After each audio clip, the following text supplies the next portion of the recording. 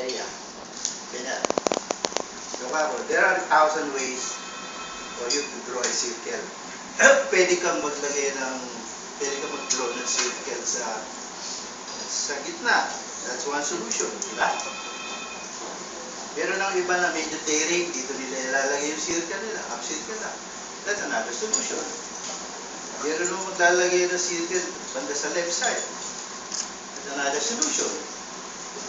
Lalagay ka rito, another circle, another solution. In short, one element, there are 1,000 ways to get sa certain specific area. It's a very good exercise sa design, position. Ganyan talaga naman sa amin. Did you get me? Nakuha niyo ba? Sana.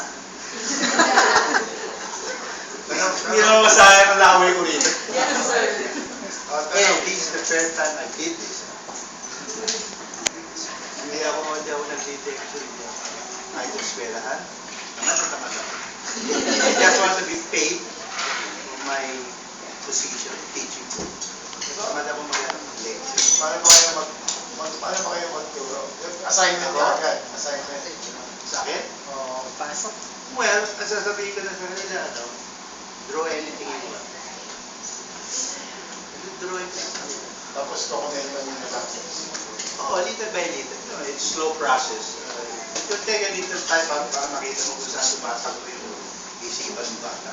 But actually, yung teaching experience ko sa UST, I'm so blessed kasi I'm being paid for something I enjoy doing. Ano ginagawa ko doon? Not really teaching them new ideas. Actually, I learn more from them kaysa sila yung natuto sa akin.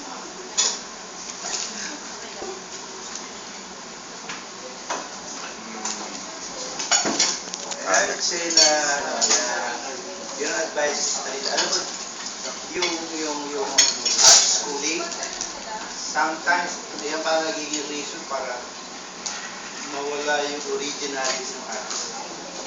You know why? For example, under a teacher na hindi niya na-appreciate yung modern art. Mukha ka ng modern art sa kanya, ayun. Mukha ka naman ng sabi realist. Ano nangyayari? Para makapasa ka, ito yung notation. Professor. Example ko yung professor mo, kung gusto yung kulay ng violet, excuse me. Para makapasa ka, yung mga trabaho mo, lagyan mo ng kulay violet, makapasa ka. Excellent ako. Excelente.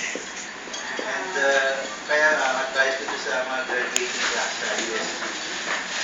So ngayon, lahat na natutuwa nyo nito, try to unlearn what you have done. What? Oo. Okay. Originality ninyo. To see pa yun. Forget that you learned it. Start all over again. Try 4 years na. I don't know. Sabi ko, it's your problem. But I'm telling you. Kalimutan nyo yung pinag-aralan nyo dito. Start. But I'm sure it's not a waste of time. Because kahit na re-inflict ng mga professor yung style nila, natututo silang mas trabaho ng regularly. Meron silang discipline. Draw, paint, sculpt. Yun lang siguro yung discipline. But yung originality ng vision, the student's problem, hindi yung teacher. I can't tell you, I cannot draw for you. So, di ba na po nung masa yun? Right? Oh, well. Thank you for listening. Sir, isang question pa. Ano sir masasabi nyo yung regarding naman sir sa mga artist na walang formal education pero nananalo or yes sir. And then Became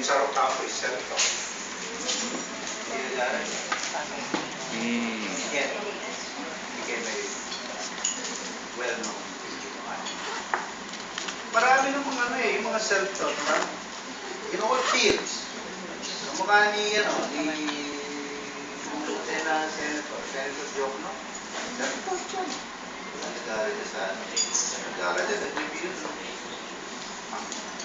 Honest ko. Who else? Marami. Even sa Amerika, marami mga artists. Bakit na tinanong?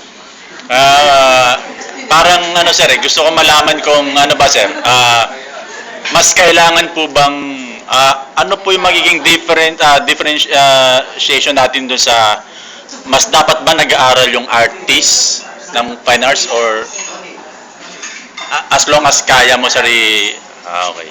It's a very natural gift. Just like talking.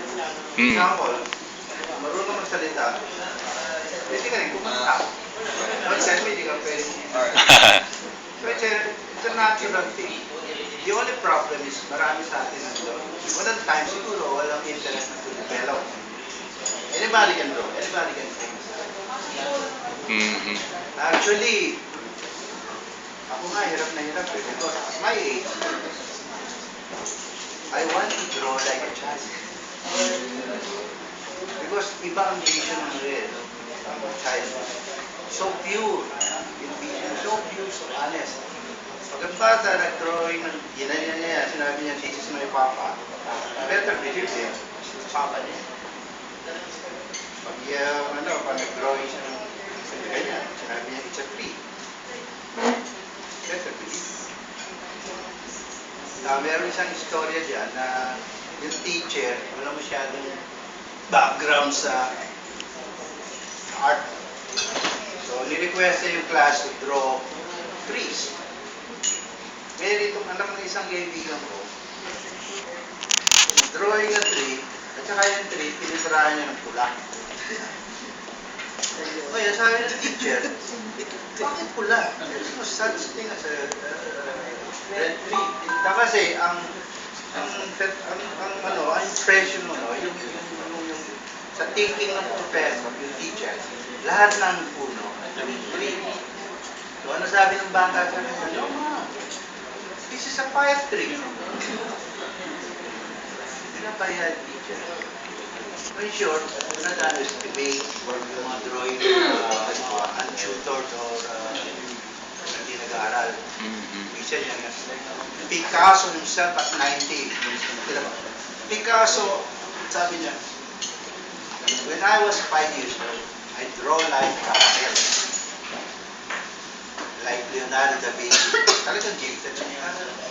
Pero now at 90, 91, sabi niya, I want to paint like a child. Hirap na hirap siya.